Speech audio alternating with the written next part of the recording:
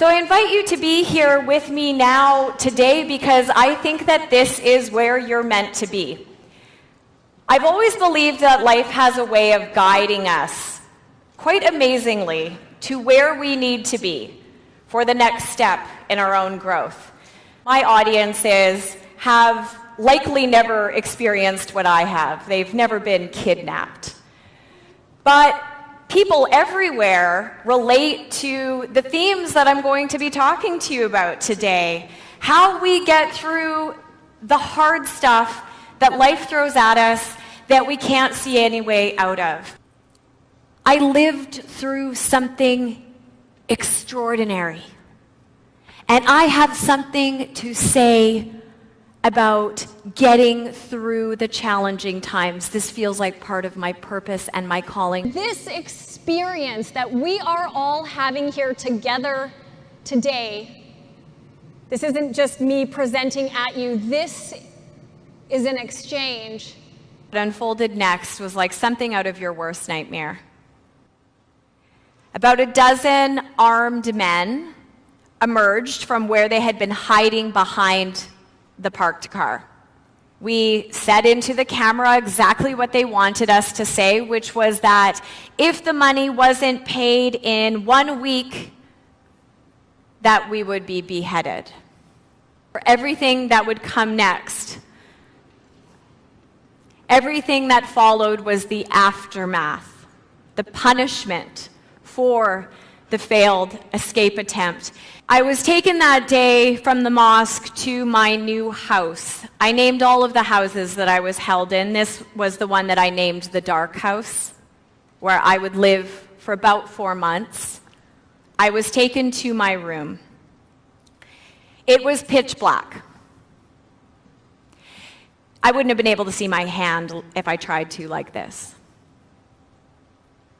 There was a window in the room that had heavy metal shutters. Well, they were closed, but they had even gone the extra mile. They had taken black plastic garbage bags and stuffed them around the cracks of the window where any light otherwise may have come in. I couldn't move my body anymore because my kidnappers had taken a thick metal chain, wound it around my ankles, secured that with 2 big heavy-duty padlocks that would stay on my ankles for the next 10 and a half months. I could not sit up. I could not lie on my back. I could lie only on my side, on the floor. But it's in those moments in life that we start to go looking for what we're made of.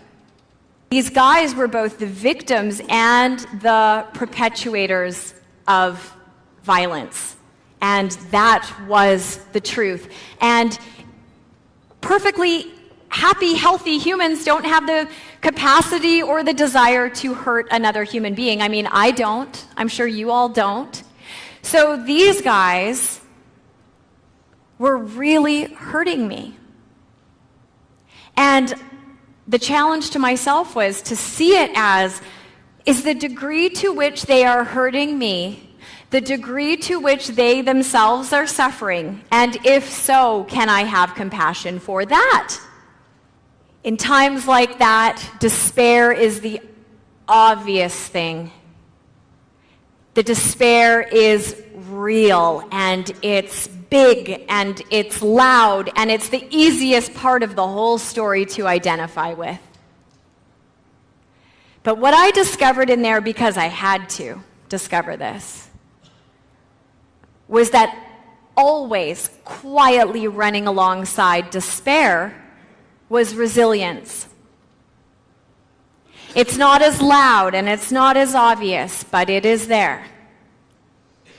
But it becomes very choiceful. It is easy and seems to be more natural to lean into the despair. But that resilient part of us is always there. And what is resilience anyways? It is the hopeful part of ourself. It is the quiet center that knows this too shall pass. How do we find that part of ourself? Yes, it was a happy ending that I was released and alive and reunited with my family. But coming back after going through an experience like that, experiencing that kind of devastating interpersonal violence, living with severe post-traumatic stress disorder, which was brand new to me. I didn't understand what was happening to my brain and my body. Was very hard. I was depressed. I was suicidal at times. What I know to be true, and I want you to really hear this,